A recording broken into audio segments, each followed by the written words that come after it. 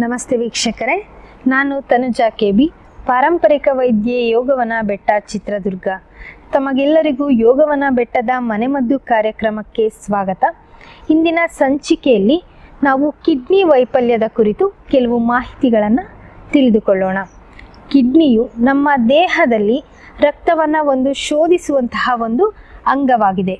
ಇದು ರಕ್ತವನ್ನು ಶೋಧಿಸಿ ಅದರಿಂದ ಬಂದಂತಹ ಕಲ್ಮಶವನ್ನು ಮೂತ್ರದ ಮೂಲಕ ಹೊರಹಾಕುತ್ತದೆ. ಹಾಗಿದ್ರೆ ಕಿಡ್ನಿ ಏನಾದರೂ ರಕ್ತವನ್ನು ಶೋಧಿಸುವಲ್ಲಿ ಏನಾದರೂ ವಿಫಲವಾದರೆ, ರಕ್ತವನ್ನು ಶೋಧಿಸದೇ ಇದ್ದಾಗ ರಕ್ತದಲ್ಲಿ ಕ್ರಿಯೇಟಿನ್ ಅಂಶ ಹೆಚ್ಚಾಗ್ತಾ ಹೋಗುತ್ತೆ.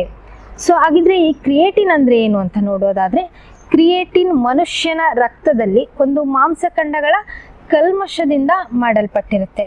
ಈಗ ಸಾಮಾನ್ಯವಾಗಿ ನಾವು ನೋಡೋದಾದರೆ ಮಹಿಳೆಯರಿಗಿಂತ ಪುರುಷರಲ್ಲಿ ನಾವು ಈ ಕ್ರಿಯೇಟಿನ್ ಅಂಶವನ್ನು ನಾವು ಹೆಚ್ಚಾಗಿ ಕಾಣ್ಬೋದಾಗಿದೆ. ಹಾಗಿದ್ರೆ ಈ ಕ್ರಿಯೇಟಿನ್ ಅಂಶ ಹೆಚ್ಚಾಗೋದಕ್ಕೆ ಕಾರಣ ಏನು ಅಂತ ನೋಡೋದಾದರೆ, ಅತಿಯಾದ ಪ್ರೋಟೀನ್ ಯುಕ್ತ ಆಹಾರವನ್ನು ಸೇವನೆ ಮಾಡೋದ್ರಿಂದ, ಅಂದರೆ ಪ್ರತಿದಿನ ಪ್ರೋಟೀನ್ ಯುಕ್ತ ಆಹಾರವನ್ನು ಸೇವನೆ ಮಾಡೋದ್ರಿಂದ. ಈಗ ಉದಾಹರಣೆಗೆ ಹೇಳೋದಾದರೆ, ಪ್ರತಿದಿನ ಮಾಂಸಾಹಾರವನ್ನು ಸೇವನೆ ಮಾಡೋದಿರ್ಬೋದು, ಪ್ರತಿದಿನ ಅಜೀರ್ಣ ಆಹಾರಗಳನ್ನು ಸೇವನೆ ಮಾಡೋದಿರ್ಬೋದು. ಇನ್ನೊಂದು ಗೊತ್ತಿರಲಿ ವೀಕ್ಷಕರೇ, ನಮ್ಮ ದೇಹಕ್ಕೆ ಪ್ರೋಟೀನ್ ಬೇಕು, ಬಟ್ ಯಾವ ಪ್ರಮಾಣದಲ್ಲಿ ಬೇಕು ಅನ್ನೋದನ್ನು ನಾವು ತಿಳ್ಕೊಬೇಕಾಗತ್ತೆ. ಪ್ರತಿದಿನ ಪ್ರೋಟೀನ್ ಸೇವನೆ ಮಾಡೋದು ಸಮೇತ ಅಪಾಯ ಅನ್ನೋದನ್ನು ನಾವು ಈ ಕಾಯಿಲೆಯಲ್ಲಿ ಕಾಣ್ಬೋದಾಗಿದೆ.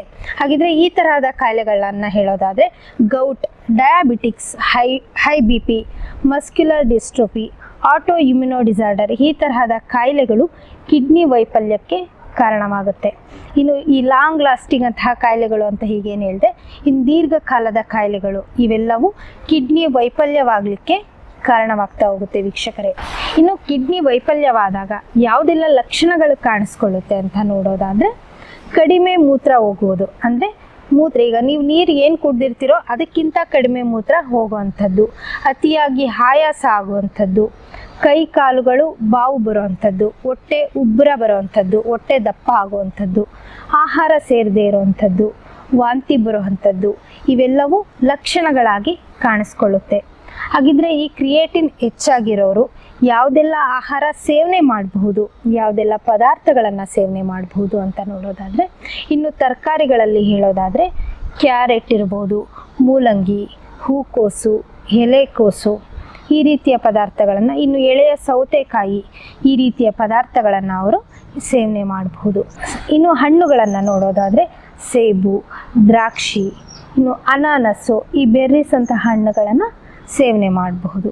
ಇನ್ನು ಕಿಡ್ನಿ ಕ್ರಿಯೇಟಿನ್ಸ್ ಇರುವವರು ಯಾವುದೆಲ್ಲ ಪದಾರ್ಥಗಳನ್ನು ಸೇವನೆ ಮಾಡಬಾರ್ದು ಅಂತ ನೋಡೋದಾದರೆ, ಅತಿಯಾದ ಪ್ರೋಟೀನ್ ಯುಕ್ತ ಆಹಾರ, ಅಂದರೆ ಅತಿಯಾಗಿ ಪ್ರೋಟೀನ್ ಇರುವಂತಹ ಆಹಾರ ಮತ್ತು ಪೊಟ್ಯಾಷಿಯಂ ಯುಕ್ತ ಆಹಾರವನ್ನು ಸೇವನೆ ಮಾಡಬಾರ್ದು.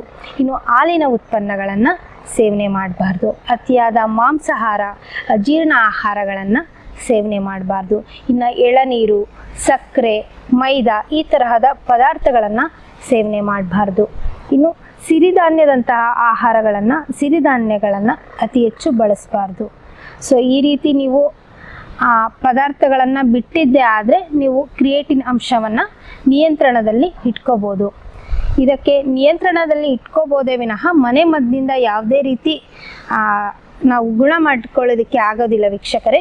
ಒಮ್ಮೆ ಯೋಗವನ ಬೆಟ್ಟಕ್ಕೆ ಭೇಟಿ ನೀಡಿ ನಿಮ್ಮ ಕಾಯಿಲೆಗೆ ಸೂಕ್ತ ಚಿಕಿತ್ಸೆಯನ್ನು ಪಡೆದುಕೊಳ್ಳಿ.